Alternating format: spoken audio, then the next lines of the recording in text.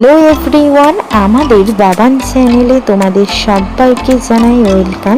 এইদিকে দেখো বাবানের ঠাম্মা কিন্তু বাবানকে দোল দিচ্ছে, আর এইদিকে কিন্তু বাবান ঘুম থেকে উঠে পড়েছে।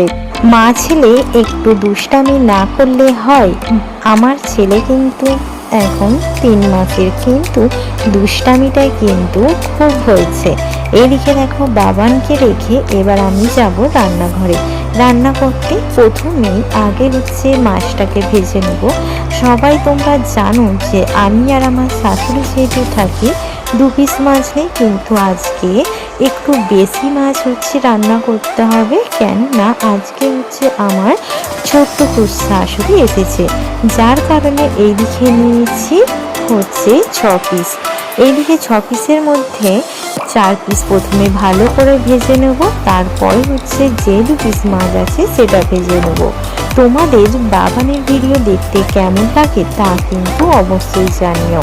বাবান যখন পেটে ছিল তখন কিন্তু আমি মাছের গন্ধ বা মাংস হলে গন্ধই নিতে পারতাম না, কিন্তু এখন হচ্ছে ঠাকুরের ইচ্ছে, যাই হোক ওইসব কিছুই হয়নি। এইসব থেকে এখন অনেক অনেক ভালো আছি।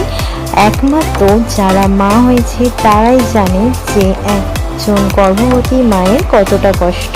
এইদিকে আমার রান্না হয়ে গেছে, হয়ে যেতে আবার চলে এসেছি বাবানের সঙ্গে দুষ্টামি করতে।